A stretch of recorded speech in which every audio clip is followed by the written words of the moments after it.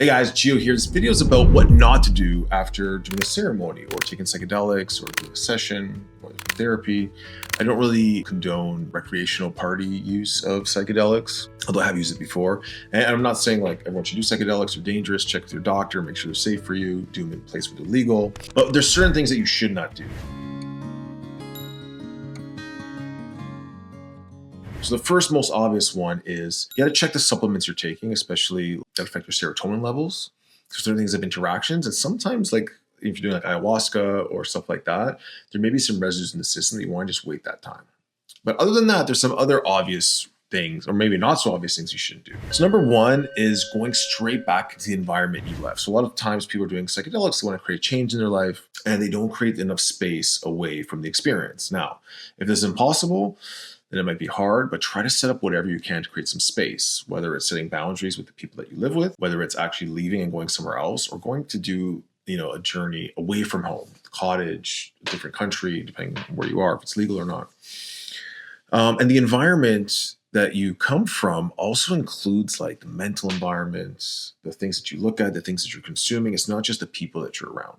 That's like the biggest thing that'll ruin all the gains that you got in the insights that you got in your ceremonies, going back into that same environment that probably put you out of alignment in the first place, if that makes sense. And the second thing is the things you're putting in your body. So drinking alcohol, maybe smoking weed, eating crappy foods. Like as we kind of do these experiences and ceremonies, it's kind of like shifting our vibration, creating some changes energetically, emotionally, mentally.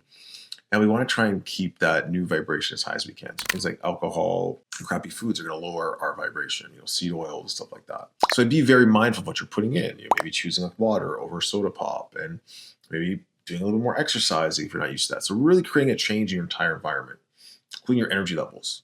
And one thing that I realized is that it's not just the inner work, it's the vessel that you carry. So the mindset, which we just talked about, eating healthy, exercising, working out. Like if you want to really extend the long-term gains, it's making those kind of changes. Especially important are the people, the energetic frequencies around people, negative people that bring your energy down. We want to try to avoid them best we can. Sometimes we live in a household with them. We can't really avoid them.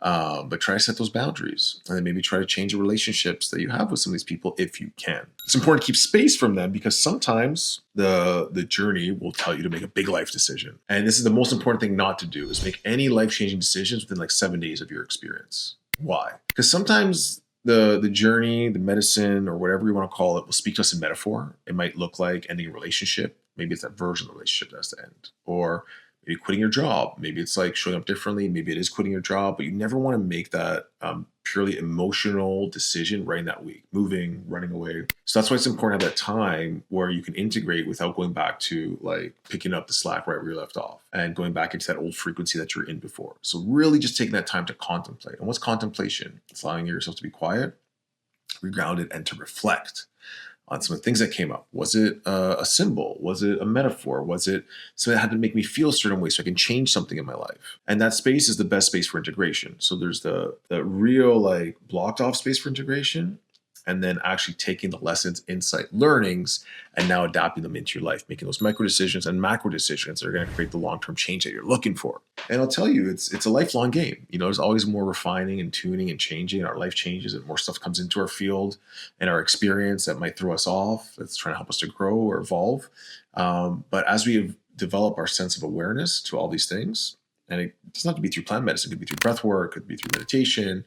It could be through spending time in nature. We're able to have more clarity and to decipher what is good for us. Follow our intuition, getting out of our heads. That's what not to do. Don't make decisions too quickly.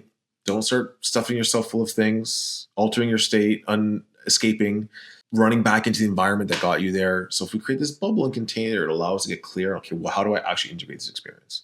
So the best things you can do as a bonus is time in nature, doing absolutely nothing, like nothing. Don't distract yourself. Social media is not great.